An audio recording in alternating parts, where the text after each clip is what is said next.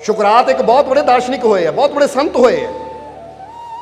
जरा समझना, यूनान के अंदर तो किसी ने पूछा कि इंसान के झगड़ियां का, इंसान के जीवन च अशांति का, इंसान के जीवन च कमियां का, इंसान के जीवन च परेशानियां का कारण की है? तो शुकरात ने एक ही गल विच चार ही चीज़ों के जवाब दे दिते, कमियां, झगड़े, अशांति, परेशानियां। इसका कारण की है? तो उन्होंने की जवाब दिता? शुकरात ने कहा इंसान के जीवन झगड़े, परेशानियां, कमियां और अशांति का कारण है इंसान की गलत विचारधारा। गलत विचारधारा, जदों साडी विचारधारा, साडी सोच गलत हो जाती तो साडा जीवन अशांत होना शुरू हो जाता है। इनू इदां समझ लो कि जिद्दां एक गड्डी है, समझ लो जीवन एक गड्डी की तरह है। एक गड्डी है अपनी मंजिल की तरफ जा रही है, पर अचानक वो गड्डी के टायरों की लाइनमेंट बिगड़ जाए। लाइनमेंट समझते हो ना तुसीं? जिन्हें वो गड्डी है उन्होंने पता होएगा कि लाइनमेंट होंदी है जिहड़ी कि 6 महीने बाद सैट करानी पैंदी है। जे टायर थोड़ा जिहा भी लाइन उहदे बिगड़ जाए तो फिर गड्डी बबलिंग करना शुरू कर देंदी है, वाइब्रेशन आनी, स्टीयरिंग कंबना शुरू हो जाता है, तो गड्डी के टायर खराब होने शुरू हो जाते, गड्डी के टायर घसने शुरू हो जाते हैं, तो गड्डी का नुकसान होना कह दो शुरू हो जाता है। हुण उहनूं कहंदे है कि जे रास्ता भी सही है पर गड्डी की लाइनमेंट गलत है तो गड्डी का नुकसान हो जाता है, टायरों का नुकसान होता है, पूरी गड्डी का नुकसान होता है, क्योंकि टायरों के सिर ते गड्डी चलती है। हुण असीं अगर अपने जीवन को देखिए तो समझ लो साडा जीवन भी गड्डी की तरह है। ये दिल हो गया इंजन जो हर वेले धक धक धक चल रहा है, अखां हो गई हैडलाइट की तरह, समझते हो कि नहीं? पर ये जो साडे विचार है ना, साडा दिमाग है, ये टायर है, क्योंकि दिमाग नाल ही तो गड्डी जिंदगी की चलती है कि नहीं? तुसीं जो सोचते हो अज मैं इत्थे जाना फिर ही तुसीं जांदे हो। हुण दिमाग सही चले तो गड्डी बिना वाइब्रेशन तो मंजिल तक पहुंच जाएगी, पर जदों दिमाग की साडे विचारां की लाइनमेंट बिगड़ जाए ना, यानी साडे विचार बुरे पासे चल जान, गलत हो जान, लाइनमेंट बिगड़ जाए तो साडी गड्डी यानी जिंदगी जिन्नी वाइब्रेशन होनी शुरू हो जाती है, इन्नी कंपन होनी शुरू हो जाती है कि साडी पूरी जिंदगी बिगड़ जाती है, पूरा जीवन खराब हो जाता साडा। समझते हो कि नहीं? ये गलत विचारधारा दे नाल बंदे का परिवार बर्बाद हो जाता है। हुण सोचो जे पति के अंदर पत्नी वास्ते गलत विचारधारा आ गई कि मेरी पत्नी ठीक नहीं है, मेरी पत्नी सही नहीं है, विचार गलत होए तो घर की हुंदा है? इदां दी कंपन हो जाती कि घर गिर जाता है। जे पत्नी के मन च पति नूं लैके गलत विचारधारा आ गई कि मेरा पति सही नहीं है, ये धोखा दिंदा है, इदां है, तो फिर की हुंदा है? लाइनमेंट गलत हो गई दिमाग की विचारां दी तो सारा घर खराब हो गया। इदां ही जदों असीं खुशियां की मंजिल ते पहुंचना है तो विचारधारा अच्छी रखो। अच्छी विचारधारा का मतलब है कि जे मैं मंजिल ते पहुंचना आ तो अपने विचारों को गलत दिशा वाल नहीं जान देना। ये नहीं सोचना कि मैनू मंजिल नहीं मिलनी या मैनू कामयाबी नहीं मिलनी। जदों इदां दे विचार आ गए तो समझ लो साडी लाइनमेंट बिगड़ रही है, इनू सही करने की जरूरत है। उत्थे यकीन रखना है कि मैं जिस मंजिल की तरफ जा रहा हाँ, खुशियां की मंजिल की तरफ, कामयाबी की मंजिल की तरफ, मैनू पूरा मालिक ते यकीन है कि मेरा मालिक जे मेरे नाल है तो मैनू मंजिल जरूर मिलेगी। ताही असीं क्या मांगो, विश्वास करो और पाओ। पाओ यानी हासिल करो, क्योंकि मंगण वाला इंसान देण वाला मालिक परमात्मा और गब्बे विश्वास एक पैसेज है। पैसेज यानी वो पुल है और वो पुल के उपर चल के ही बंदा दूसरे किनारे उसकी रहमतां तक पहुंच सकता है। इसलिए इत्थे ऐसी भी विश्वास अगर रखांगे, यकीन रखांगे तो समझ लो साडे मन की लाइनमेंट कह दिओ सही है। ये ना सानू मंजिल तक ले जाना बिना किसी नुकसान तो, बिना किसी वाइब्रेशन तो, बिना किसी कंपन तो। पर जे साडे विचारां दी वाइब्रेशन गलत हो जाए, यानी साडी लाइनमेंट ही बिगड़ जाए, सोचना सानू रहमतां बारे चाहिदा है पर सोच असीं रहे हां दुखां बारे, करना सानू विश्वास चाहिए, करी जाते असीं शंका। समझदे हो? होना असीं कामयाब चाहते हैं, सोची असीं नाकामयाबी बारे जाते हैं, तो इसदा मतलब साडे विचारां दी लाइनमेंट बिगड़ गई है। तो जे ये बिगड़ गई तो जिंदगी बर्बाद, जिंदगी खराब, फिर खुशियां दी मंजिल तक कदी सानू मिल ही नहीं सकती। इसलिए तुसीं चेक करो जरा अपने मन को, अखां बंद करके सोच के कि मेरी लाइनमेंट सही है, यानी मेरे विचार सही है या गलत जा रहे हैं, किहड़ी सोच मेरे अंदर ज़्यादा चलती है। अगर बर्बादी दी, बीमारी दी, तकलीफां दी, दुखां दी, परेशानियां दी, बेबरकती दी, नाकामयाबी दी सोच हर वेले चलती है, तो फिर समझ लो अलाइनमेंट कह दियो बिगड़ी हुई है। ये जिंदगी सदा ऐ हुंदी रहेगी।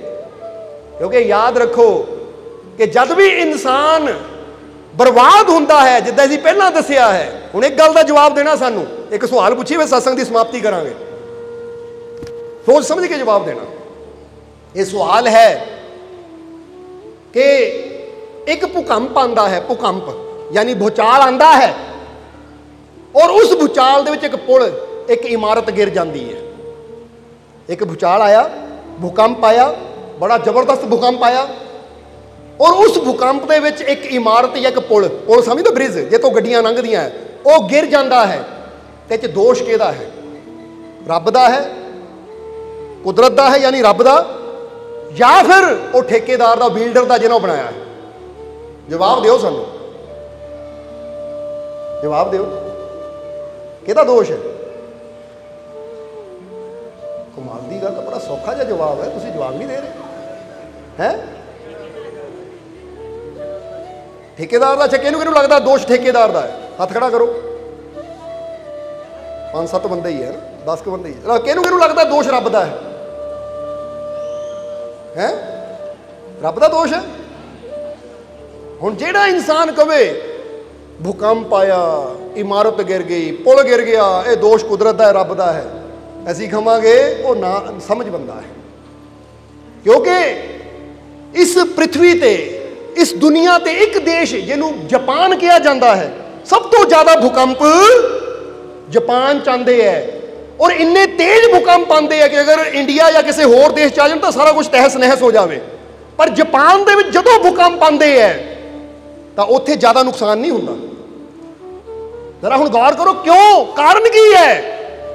क्योंकि जापान वाले पहले ही उन्होंने पता है इत्थे भूकंप किसी वेले भी आ सकता, इसलिए पहले ही इमारतां भूकंप रोधिक बनाते हैं, जिते भूकंप का कोई असर ना होवे।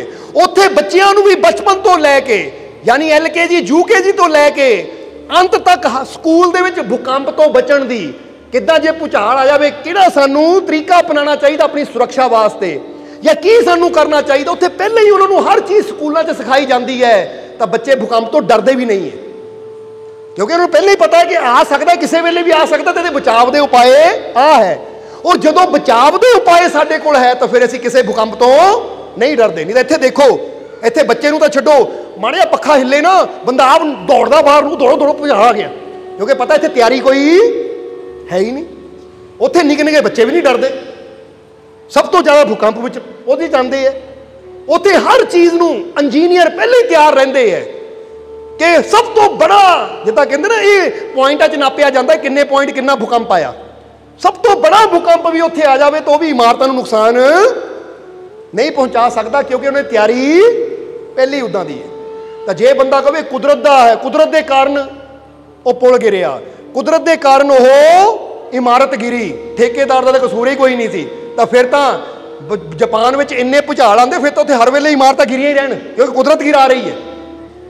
जे इमारत गिर रही है, जे ये पुल गिर रहा है, तो यह मतलब कुदरत का दोष नहीं है, ये दोष बनाने वाले ठेकेदार का है, क्योंकि उन्हें तैयारी नहीं पूरी की, उन्हें सोचा ही नहीं, समझा नहीं, या मिलावट की कि जिथे जिन्ना चीज़ पैनी चाहिए सी, जो पूरी तरह वो चीज़ ना होवे, वो चीज़ों का ख्याल ना रखा जाए, तो फिर वो इमारत गिरती है। समझते हो कि नहीं? हुण ये तुहानूं क्यों दस्सिया?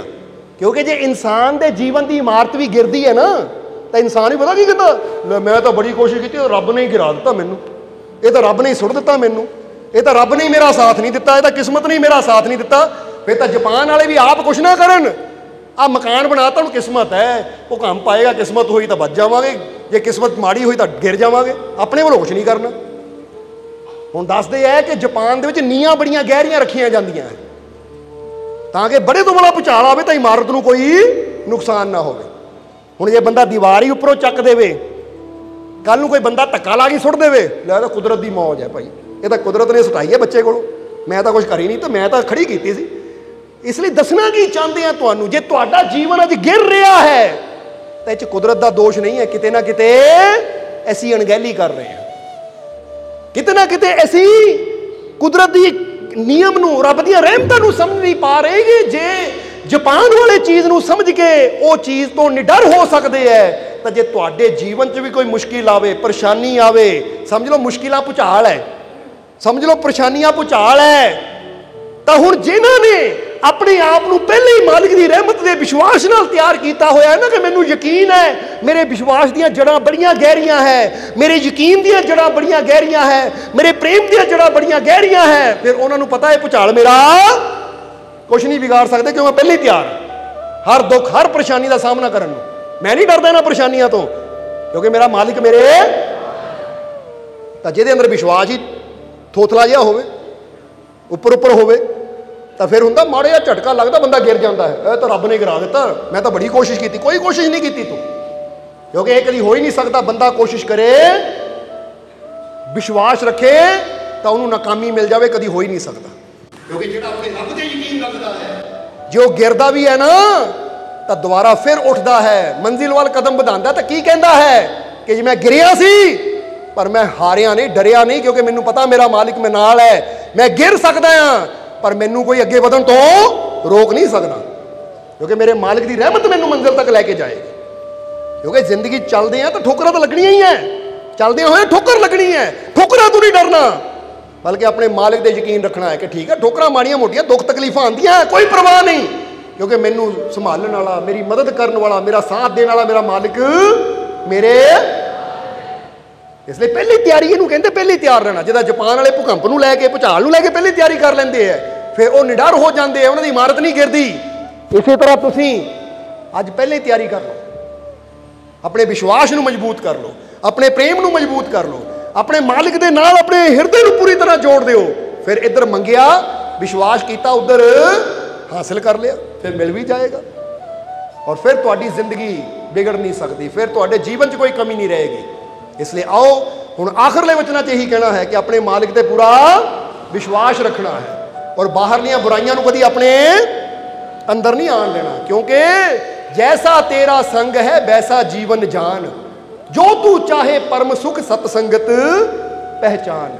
अगर परम सुख चाहिए तो सतसंग विच बह, सच्चा प्रभु जो है वो सच्चा मालिक जो है ਉਹਦਾ संग कर, ਉਹਦੇ विचारां ਦਾ संग कर, ਉਹਦੀ रहमत ते विश्वास रख, हर वेले चैक करके मेरे अंदर की चल रहा है, हर वेले मेरे अंदर विश्वास की सोच होनी चाहिए है, यकीन की सोच होनी चाहिए है, मालिक की रहमत का जिक्र होना चाहिए है कि मेरे मालिक की बहुत रहमत है, बहुत कृपा है, बहुत रहमत है, बहुत यकीन है मैनू मेरे मालिक ते, किते दर्द होवे किते पीड़ा होवे तो कभी भी ये विचार ना करो बड़ी पीड़ा बहुत बड़ी है, दूर नहीं होनी है, ठीक नहीं होनी, या मेरिया मुश्किलें बहुत बड़िया है, ठीक नहीं होनी, नहीं, ਇਹਦਾ मतलब फिर नैगेटिव संग कर रहे हैं, फिर साडे मन की अलाइनमेंट बिगड़ रही है और साडी जीवन की गड्डी ਇਹਦਾ नुकसान हो रहा है, कभी मंजिल तक नहीं पहुँचनी। उत्थे अपनी अलाइनमेंट नूं सही कर लो, उत्थे अपने विचारां नूं सही कर लो, जिद्दां ही बुरी सोच आवे आ काम क्यों नहीं होना, क्यों नहीं होना, जो मेरा मालिक नाल है तो जरूर होएगा, क्योंकि ऐसा किहड़ा काम है जो उसकी रहमत ना करे। यकीन है कि नहीं तुहानूं? तुहाडा कोई भी काम है, कोई भी मुश्किल है, कोई भी परेशानी है, तो जदों भी विचार चले परेशानी बारे तो उसले नाल ही विचारां नूं चेंज कर दिओ, फिर उसदी रहमत का जिक्र करना शुरू कर दिओ, लै आ परेशानी ये की है, मेरे मालिक की रहमत बहुत बड़ी है। जिद्दां कहंदे ने एक आदमी दे घर च सप्प आ गया, एक आदमी दे घर च सप्प आ गया, बाकी घर दे देख के डरन लग गए, एक बंदा हसिया, हसन लग पिया, वो लोकी कहंदे तू हस रहा है, सामने सप्प आ गया, वो कहंदे की करा, तुसीं सप्प वाल देख लो, मैं डांग वाल देखदा पिया, आ डांग पई है ना हुणे मार दिंदा, मैं दौड़ के गया डांग चक्की मारिया, सप्प खत्म। हुण जे सप्प वाल ही देखी जावांगे तो डर लगना आ, तो जे सप्प नूं मारन वाली डांग वाल देखांगे तो लै ओ की सप्प इहदे मोरे, आ डांग बहुत बड़ी है तो सप्प बड़ा कह दिओ छोटा है। इदां ही तुहाडे जीवां जे तुहाडे जीवन दे विच अगर परेशानियां रूपी सप्प सलेडे आन ना, यानी ये परेशानियां रूपी सपोले आन, बीमारियां रूपी सपोले आन, तो सपोले ना देखो, सप्पां नूं ना देखो, अपने मालिक की रहमत की डांग नूं देखो, आ डांग बहुत बड़ी है, ये किन्ने देर बचणगे सप्प? समझ आ रही साडी गल? क्योंकि जो सप्प वाल देखदा कंबदा है, तो जो डांग वाल देखदा ना डांग बहुत मजबूत है भाई, सप्प भी मर जाएगा तो लाठी भी नहीं, ये एवं नहीं कहावत बनी कि मेरे मालिक की रहमत की लाठी बड़ी मजबूत है, हज़ारां सप्पां नूं मार सकती है तो लाठी कदी टुटदी भी नहीं है। इदां ही यकीन रखो क्योंकि जेड़ा मालिक की रहमत वाल देखता कि मेरे हाथ च भी मालिक की रहमत का लठ है, वो स्टिक है, इदां दे सप्पां नूं मैं उद्दे दुड़ा देवां, मैं की डरना इन्हां तों। इसलिए अपने मालिक की रहमत वाल देखना है, अपने मालिक दियां बख्शिशां वाल देखना है और विश्वास रखना है। सो कह दियो फिर, मेरा मालिक मेरे, मेरा मालिक मेरे, मेरा मालिक मेरे, मेरी चोली रहमतां नाल, मेरी चोली रहमतां नाल, मेरी चोली रहमतां नाल मेरे सारे दुख दूर, मेरे सारे दुख दूर, मेरे सारे दुख दूर, मेरी चोली खुशियां नाल, मेरी चोली खुशियां नाल, मेरी चोली खुशियां नाल, मेरा मालिक मेरे, मेरा मालिक मेरे, मेरा मालिक मेरे। लो फिर हर वेले तुहाडे नाल ही है। अज तो ਉਹਦੇ ਵੱਲ देखना, ਉਹਦੀ रहमत ਵੱਲ देखना, मालिक ਵੱਲ देखना है। मुश्किल आवे ना, देख लिया करो तस्वीर वाला, मालिक मुस्कुरा रहे हैं ना, लै ऐसी यार एडी वड्डी ताकत नाल होवे तो ऐसी क्यों टेंशन लेनी। देखो तुहाडी सारी परेशानी उस वेले ही, क्योंकि ਇਹਦਾ मतलब ਹੁਣ परेशानियां ਦਾ सप नहीं, सानू रहमतां ਦਾ ਉਹ ਡੰਡਾ ਨਜ਼ਰ ਆ ਰਿਹਾ ਜਿਹਨੇ ਸੱਪਾਂ ਨੂੰ ਦੌੜਾਣਾ ਹੈ। ਉਹਦੀ ਰਹਿਮਤਾਂ ਨੇ ਪਰੇਸ਼ਾਨੀਆਂ ਰੂਪੀ ਸੱਪ ਦੂਰ ਕਰ ਦੇਣੇ, यानी परेशानियां दूर कर देनी जीवन तो, क्योंकि मैनू अपने मालिक ते पूरा विश्वास है। इसलिए विश्वास रखो, यकीन रखो, दुखा परेशानियां तो टेंशनां तो घबराना नहीं है। अपना रोम रोम इतना विश्वास नाल भर लो कि जिद्दां बंदा कहता ना, जिथे मर्जी पिन मारो, पिन मतलब सूई मारो खून निकलता है, क्योंकि पूरी बॉडी च खून ही खून है। इदां ही तुहाडे अंदर विश्वास इन्ना होवे, प्रेम इन्ना होवे, कहे जिथों मर्जी चेक कर ला भरावा, मेरे तो रोम रोम च मेरे मालिक का विश्वास भरिया होया, रोम रोम च मेरे मालिक का प्यार भरिया होया है। महसूस करो फिर। और यही तुहानू पुछना, तुहाडे रोम रोम च की है, फिर तुसीं जवाब देना जो भी है। तुहाडे रोम रोम च की है, फिर कह दिओ विश्वास है। तुहाडे रोम रोम च की है, रोम रोम च की है, रोम रोम च की है, पक्का है ना। जाओ फिर देखो की रहमतां हुंदियां तुहाडे ते। अरे विश्वास सच्चा होना चाहिए, ये नहीं कि उपरों कह दिता अंदर, जिदा कई बार दसिया ढोल वजदा बहुत, अंदरों खाली हुंदा, बाहरों तो बड़ा रौला पाया पर अंदर ही विश्वास नहीं है। इसलिए ताही क्या रोम रोम च फील करो, कभी देखो कि मेरे रोम रोम च विश्वास है। बंदा सोचे कि लोगों के नाड़ा च खून वगदा, तो मेरे नाड़ा च मेरे मालिक का प्यार वगदा है, विश्वास वगदा है, मेरा रोम रोम अंदरों वसदा है।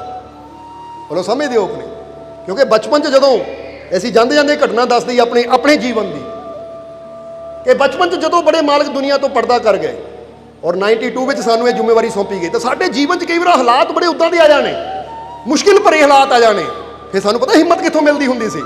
असीं अपने हत्थां नूं देखना, यार साडे रोम रोम च साडे मालकां दा खून दौड़ रहा है। किहदा खून है साडीआं रगां च? जिद्दां बंदा कहंदा मेरे बाप दा खून है मेरियां रगां च, किहदा खून है मेरियां रगां च? वो मालकां दा खून रगां च होवे तो परेशानियां तो डर जाइए। नाल ही इन्नी हिम्मत मिलदी सी कि परेशानी छोटी लगती सी तो अपनी हिम्मत, अपना हौसला, उसकी रहमत बड़ी लगती सी, नाल ही अगे वध जाइदा सी और काम हो भी जाता सी। तुहानू भी यही कहांगे, समझदे हो कि नहीं, कि दुनियावी तौर पर बंदा चाहे जिस माता पिता की मर्जी औलाद होवे, पर साडा रूहानी बाप तो वो मालिक ही है ना। एक पिता एक कसके हम, फिर समझ लो अज तुहानू कह रहे हैं, तुहाडे रोम रोम में ओहदा नूर दौड़ रहा है, ओहदी रहमत दौड़ रही है। इस करके जब भी कोई मुश्किल आवे तो देखिया करो अपने आप नू कि मेरे रोम रोम च ओहदी रहमत दा वास है, मेरे रोम रोम च ओहदे नूर दा वास है, क्योंकि मैं ओहदे नूर तो बनिया हाँ, तो मैं कमजोर हो ही नहीं सकता। ये मुश्किल बड़ी छोटी है तो ओहदी रहमत बहुत बड़ी है, समझ लेना। देखिया करो अपने आप नू छोटा ना समझो, लाचार ना समझो, तुहाडीआं रगां च वो मालिक की शक्ति है। जे नहीं यकीन तो जेडे जीवां ने नामदान लिया ना, जो नाम ते बहिंदे हुंदे है, जो शब्द दिता है उन्होंने, जो नाम ते बहिंदे हैं, फील करिया करो ये नाम नहीं जप रहा, ये ओहदी रहमत मेरे रोम रोम च समा रही है, ਇਹਦਾ ਨੂਰ ਮੇਰੇ रोम रोम च भर रहा है। तो फिर देखो तुहानू हर चीज़ इदां लगेगी कि होवे जिन्ना मर्जी अंधेरा, पर मेरे मालिक की रहमत का प्रकाश इन्ना मेरे नाल है कि जिथे जांदा अंधेरियां च भी रोशनी हो जाती है, अंधेरे च भी रोशनी हो जाती है, क्योंकि अब्बल अल्लाह नूर पाया कुदरत दे सब बंदे एक नूर ते सब जग उपजिया, नूर तो ही बने आ। इसलिए ये रगां च नूर ही वग रहा है, नूर ही बह रहा है, नूर ही नूर है। इसलिए कह दो मेरे रोम रोम अंदर नूर ही नूर ही नूर ही, बस ओहदा नूर है, ओहदी शक्ति है। मैं कमजोर नहीं हाँ, मैं एक शक्तिशाली पिता दी शक्तिशाली संतान हाँ। मैं शक्तिशाली पिता दी शक्तिशाली, मैं शक्तिशाली पिता दी शक्तिशाली, मैं शक्तिशाली पिता दी शक्तिशाली। इसलिए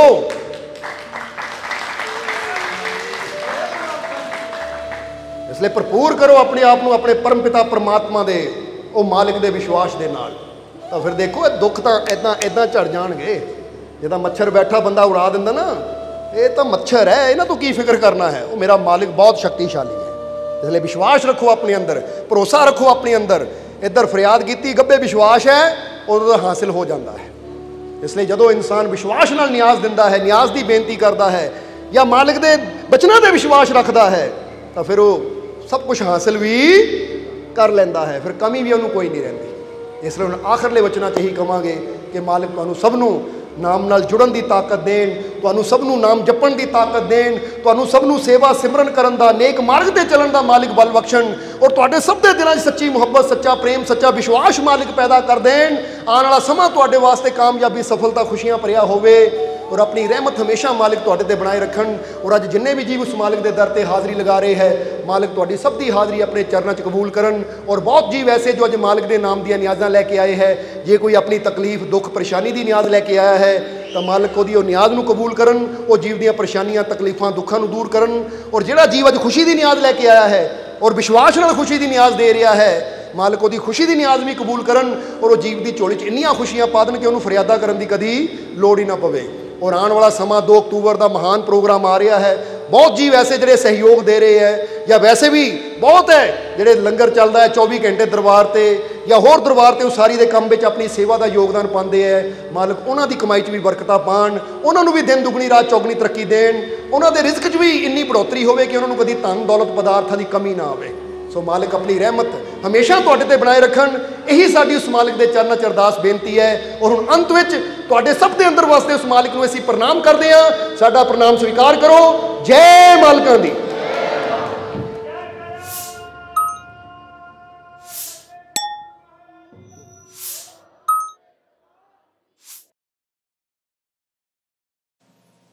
सब्सक्राइब कीजिए सर्व संध्या दरबार कांटिया शरीफ चैनल को और बेल आइकन दबाइए मालिक जी के लेटेस्ट सत्संग की वीडियो को सबसे पहले देखने के लिए।